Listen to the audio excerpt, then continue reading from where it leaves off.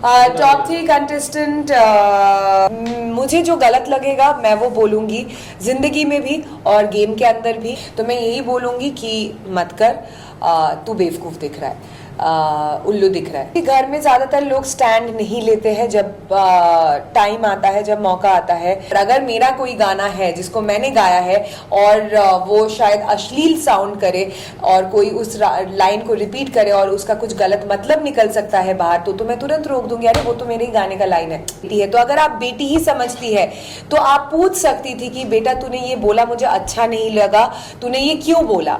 देखिए श्रीजिता डे का big boss post eviction interview.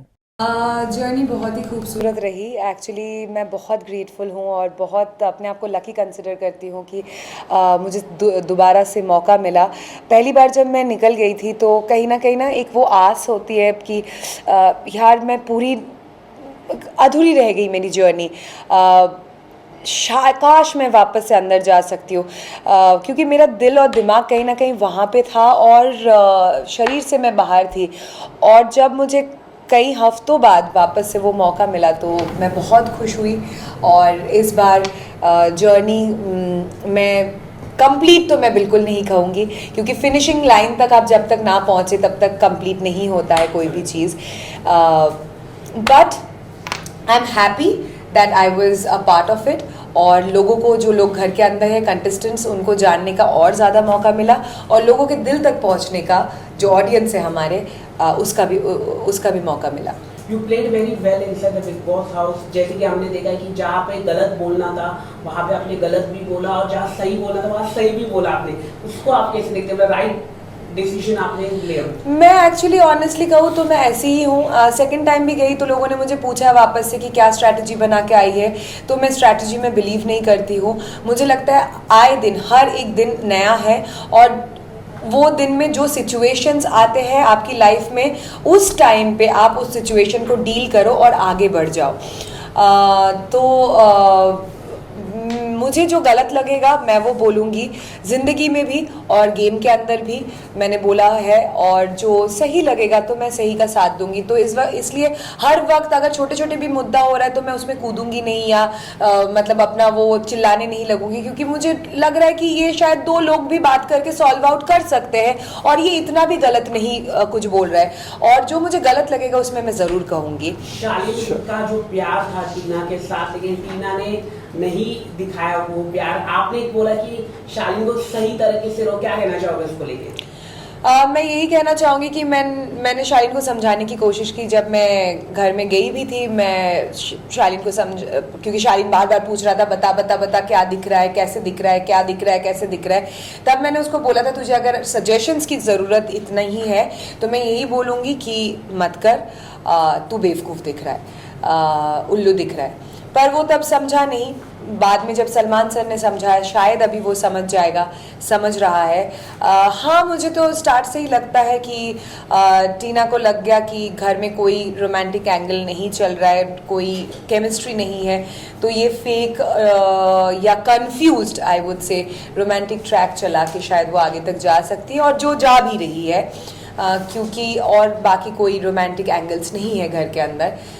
शालीन की तरफ से मुझे लगता है कहीं ना कहीं he has soft corners for Tina. But all of sudden क्या हुआ कि मतलब ये फैमिली वीक के बाद एकदम से शालीन का रवैया एकदम चेंज हो गया? फैमिली वीक के बाद एग्जैक्टली नहीं। सलमान सर ने लास्ट वीकेंड के वार पे शालीन को बहुत समझाने की कोशिश की कि तू बेवकूफ़ दिख रहा है, तू गधा है और तेरा इस्तेमाल किए जा रहा है, टीना तुझे कंफ्यूज कर रहा है, टीना तुझे कंफ्यूज कर रही है।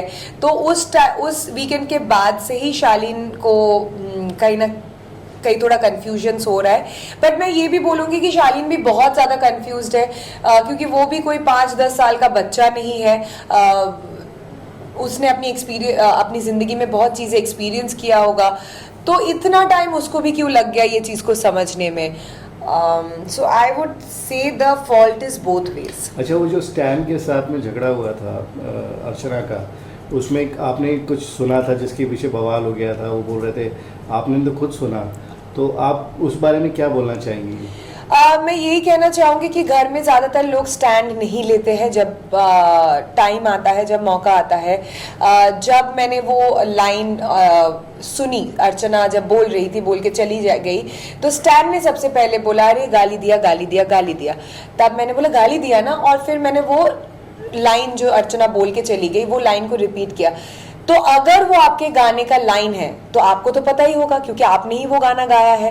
तो उस वक्त आपने मुझे ये क्यों नहीं बोला अरे अरे मत बोल, ये गलत चीज है, ये तो मेरे गाने का लाइन है। तो आप पहले बोलते अरे गाली दिया, लड़की ने गाली दी, और फिर जब मैंने बोला तूने भी सुना ना गाली दिया, क्योंकि मुझे नहीं पता, मैंने उनके स्टैन के गाने कभी नहीं मैं सुनी हूँ। I am not a big fan of rap, but I genuinely respect कि he has done amazing number of raps in his life, but मुझे नहीं पता था कि वो उसके गाने का लाइन है और अर्चना उसके गाने की लाइन को बोल रही है।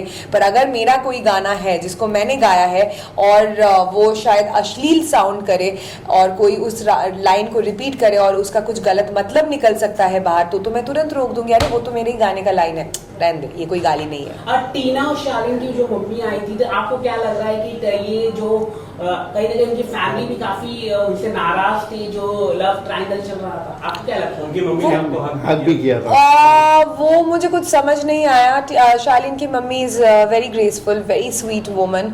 टीना की mummy is also an amazing woman. Aunty के साथ मेरा 10 साल का रिश्ता है, पर घर के अंदर जब आंटी गई, मुझे बहुत पहला हक तो ऐसा था कि इतना ज़्यादा ममता भरा हुआ, और मैं अपनी मम्मी के साथ टीना की मम्मी को काफ़ी रिलेट कर पाती हूँ क्योंकि वो दोनों काफ़ी क्लोज फ्रेंड है। और जब वो ममता से उन्होंने मुझे हक किया तो मुझे एकदम से फील हुआ और मुझे आंसू भी आ गया। पर बाद में जब आंटी से मुझे वाइब्स जो मिली वो काफ़ी कोल्ड था, तो शायद मैं भी ज़्यादा कंफर्टेबल नहीं फील कर रही थी उनके साथ मैं बैठूं, क्योंकि वो बिल्कुल कोल्ड थी।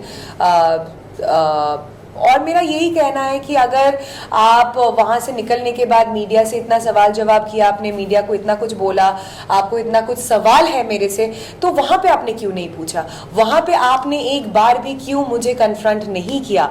वहाँ पे मुझसे क्यों नहीं बोला कि श्रीजिता तूने ये चीज़, अगर आप सचमुच ये 10 साल का जो हमारा रिश्ता है, जो वो मुझे 10 साल से जानती है, और उन्होंने घर के अंदर ये कहा भी कि मैंने गलती से टीना समझ के श्रीजिता को हक कर लिया, तो क्या हुआ, वो भी तो एक बेटी है। तो अगर आप बेटी ही समझती है तो आप पूछ सकती थी कि बेटा तूने ये बोला मुझे अच्छा नहीं लगा, तूने ये क्यों बोला? बाद में निकलने के बाद आप मीडिया से सवाल कर रहे हैं और बोल रहे हैं कि हाँ मुझे श्रीजिता से जवाब चाहिए। डेफिनेटली आपको जवाब मिलेगा।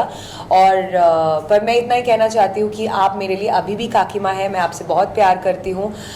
पेरेंट्स को बुरा लगता है, टीना ने भी मेरे बारे में बहुत कुछ कहा है जिसकी वजह से मेरी मम्मी को भी बहुत बुरा लगा है, पर पेरेंट्स को इन सब चीज़ों में नहीं इन्वॉल्व होना चाहिए, क्योंकि मैं कोई ज्ञान नहीं दे रही हूँ, बट मुझे इसलिए लगता है क्योंकि हम कंटेस्टेंट्स हैं, घर के अंदर माहौल अलग अलग समय में परिस्थितियाँ अलग अलग होती है, उस टाइम पे एक दूसरे को बहुत सारी गलत चीज़ें शायद हम कह जाते हैं, बोल जाते हैं, जो एकदम बॉर्डर लाइन में होता है। वो स्टैन अर्चना के साथ भी हुआ है, अर्चना शालीन स्टैन के साथ भी हुआ है, अर्चना शिव के साथ भी हुआ है। बट कहीं ना कहीं पेरेंट्स को ये सारी चीज़ों से जायज़ है कि बुरा लगेगा, पर फिर भी उनको अपने आप को दूर रखना चाहिए, क्योंकि घर के अंदर की परिस्थितियाँ सिर्फ हम ही समझ सकते हैं।